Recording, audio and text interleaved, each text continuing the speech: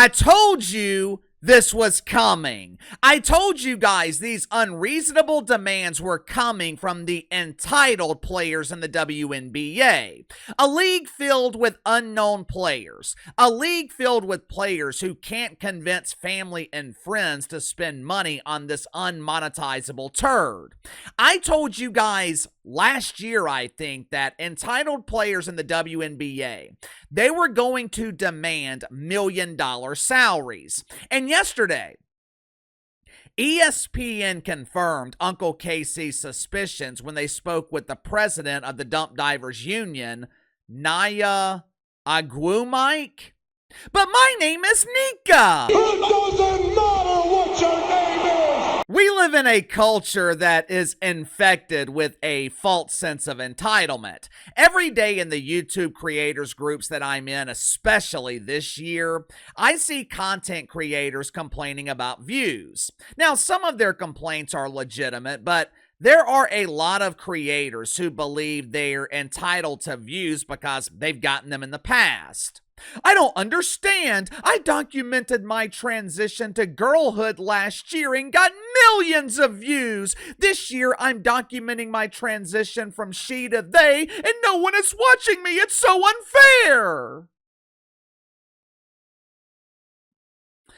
Views can decline for a variety of reasons. It can be a seasonal decline. Views can be volatile when the market is volatile. There could be algorithm changes, and it takes time for the algorithm to balance itself. But in most cases, the creator is to blame for a massive decline in their own views. I'm not entitled to you guys watching me every day. You giving me your time, that is a privilege. If I take advantage of that privilege, if I take advantage of your time, you'll find someone who values it. Now, at the same time, there are people who have earned their entitlements. Drew Brees was severely underpaid his entire career in New Orleans. Michael Jordan was underpaid his entire NBA career. During his final years in the NBA, Michael Jordan was making around $30 million a year, which was a lot of money back in the mid to late 90s. But if you look at his impact on the league, hell, if you look at his economic impact on the entire country, Michael Jordan was severely underpaid. He should have been making $300 million a year. Even role players in the NBA, guys like Mikal Bridges, who are making $25 million a year, Josh Hart, $20 million a year. Even though they're not superstar players, even though they're not necessarily responsible for selling tickets or drawing ratings, they have earned their money by contributing to the overall product. The Knicks are one of the best stories in years in the NBA. The Knicks are hard not to root for. This team has captured the interest of the entire country. In most cases, the people who believe they're entitled, the people who believe they are owed something, they are the ones who deserve it the least. Case in point, the entitled players in the WNBA. With or without Caitlin Clark, the dump divers in the WNBA were going to demand raises. I mean, that's what they do. We had 30 years of history that proves WNBA players demand money they have not earned. But the addition of Caitlin Clark has given WNBA players an increased false sense of entitlement. Some would say, or some would call it, false bravado. Yesterday, ESPN proved the psychic predictions of Uncle KC right when they reported that WNBA players were demanding $1 million salaries. If they don't get their way, WNBA players will do what entitled people do best: refuse to work. But there's just one problem. One tiny problem with this strategy. For starters, the WNBA can't afford $1 million salaries. But the bigger problem is, in order to make demands, you got to have leverage. In this case, you need people to care about your product. If you threaten to cancel the season, you need there to be outrage from your fan base. Problem for WNBA players, They don't have a fan base. Make sure to like and subscribe. You can follow me on Twitter at KC_BTL84. Link to the second channel is in the description below, either today or tomorrow on the second channel. Gonna be talking about the retirement of Derek Carr.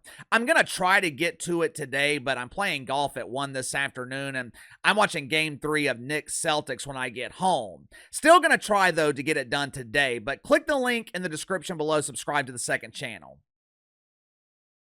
Going into negotiations, WNBA players are taking a different approach. According to Nika Agwumike, in past negotiations, WNBA players have been forced to feel like they're fortunate to even have a league.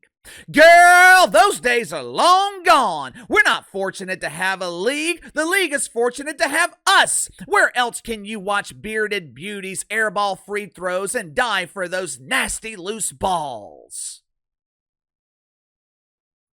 WNBA players are entering negotiations thinking that they have all the leverage. Problem is, they don't. Next year, the broadcast deal for the dump is worth $260 million. Now, I know that sounds like a lot of money, especially for a league that's used to collecting pesos, but $260 million? That is chump change.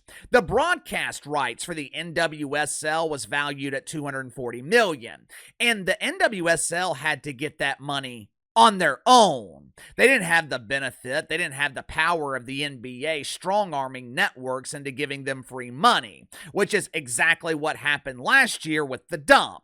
The WNBA did not negotiate a deal worth $260 million. That's just another generous donation from the NBA, their primary subsidizer.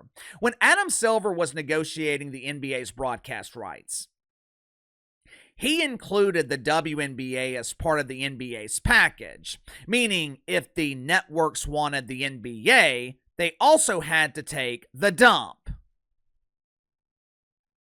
I don't know how the WNBA's financials work because they refuse to release them, but let's assume for a second that the WNBA will receive the entire $260 million for their TV rights, even though they own less than half their own league, with $1 million being the maximum amount a dump diver can make. Let's assume the average salary for a WNBA player increases to $500,000 a year, with the additional expansion teams being added, which makes absolutely no sense. I was talking to someone about this last night. The WNBA should not be expanding. They should be contracting. They can't find enough quality players to fill the 13 dumps they currently have. Adding more teams is just watering down an already watered down product. But with the addition of expansion teams, along with the assumed $500,000 average new salary, you're looking at payroll expenses of $90 to $100 million a year. Well, that sounds great! The WNBA is finally profitable! They'll be making $160 million in profit! Woo! Yes! Yes! Yes!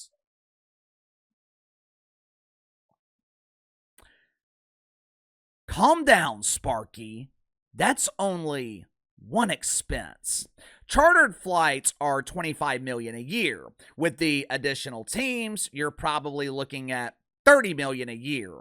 Health insurance, hotel accommodations, coaches, trainers, facilities. The expenses add up quickly. Then you have to take into account that the WNBA only receives 42% of their own revenue. NBA owns 42% of the league, while private investors own 16%. So whatever revenue the WNBA generates, they automatically lose 58% of it. Last year, the WNBA generated $710 million in revenue. Their share of that revenue was $298 million. Now, the media told us last year that the WNBA was exploding in popularity, yet somehow they still lost $50 million. Are you starting to understand why it's so difficult to monetize this turd? Those private investors, they expect a return on their investment. The owners of the new dump in Cleveland, they spent $250 million to start this franchise. It's kind of hard to get a return when players who can't sell tickets are demanding million-dollar salaries. ESPN speculated that team owners in the WNBA will be focused on prioritization and the WNBA draft during negotiations. Now, that is pure speculation because team owners, they have not expressed publicly what they want. I can tell you what they want: profit, something this league has never generated. One of the problems WNBA players have with the current CBA, they're expected to hit these revenue goals. If they hit those goals, they make extra money. Sounds fair, right? Of course, WNBA players, they want to eliminate those goals. They feel they're entitled to revenue sharing, similar to what NBA players receive. It's not hard to figure out why WNBA players want to eliminate revenue goals. They never hit them. The current CBA sets those targets based on revenue and attendance from the 2019 season. Last year, even with the increased attendance generated by Caitlin Clark, WNBA players still missed their revenue targets. Why? Because the rest of the league can't draw flies to a fresh turd. Here is my biggest problem with these unreasonable demands. The WNBA does not own itself. So when players are negotiating for more money, they're negotiating for someone else's money. In this case, the NBA. The same NBA that's poured hundreds of millions of dollars into this league and has never received a single peso in return. With that being the case, I think we're going to see a strike. I think WNBA players are going to be dumb enough to hold their ground and they're going to go on strike. According to ESPN, WNBA players are already financially preparing for a labor strike, a canceled season. Now you got to remember, a lot of these WNBA players are also playing in Unrivaled. Even though Unrivaled is likely to be bankrupt sooner rather than later, they're already guaranteed to return next season. Speaking of Unrivaled, Brianna Stewart and Afisha Collier, the two players who started the secondary dump, they're also on the executive committee who's negotiating the CBA and the WNBA. Sounds like a serious conflict of interest to me, but what the hell do I know? I'm in the business of making money, not losing it. Even with Caitlin Clark, the WNBA still has one major problem. It's a problem they've always had, and it's a problem that more than likely will never go away. The WNBA product sucks. I mean, it sucks. That's why I said earlier that the league should be contracting instead of expanding. You need teams with 12 elite players. Every team in the NBA has 15 elite players. There are some elite players in the WNBA, but there's also a lot of bad players. The reason the WNBA has never taken off is because the on-court product sucks, which is why they need controversy. They need drama to survive. No one talks about the actual basketball in the dump. How many of your friends last summer were talking about Angel Reese and her mythical streak of double-doubles?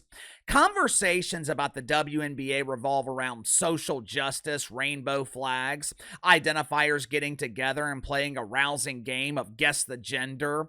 Most of the conversations last summer were about the jealousy and resentment of Caitlin Clark. Very few people, very few, are talking about the actual basketball, mainly because it's just not very good.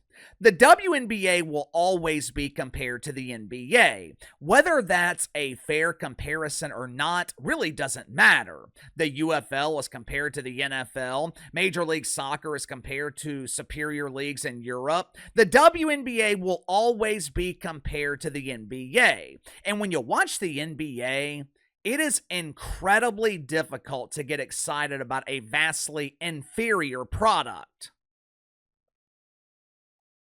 Give me your thoughts on this. As Uncle KC predicted, WNBA players are demanding million-dollar salaries. Will they get what they want? Should the WNBA be expanding? I think they should be eliminating teams and try to put together a presentable product. To me, expansion is just watering down a league that is already severely watered down. But you tell me, sound off in the comments below. I'll see you guys later.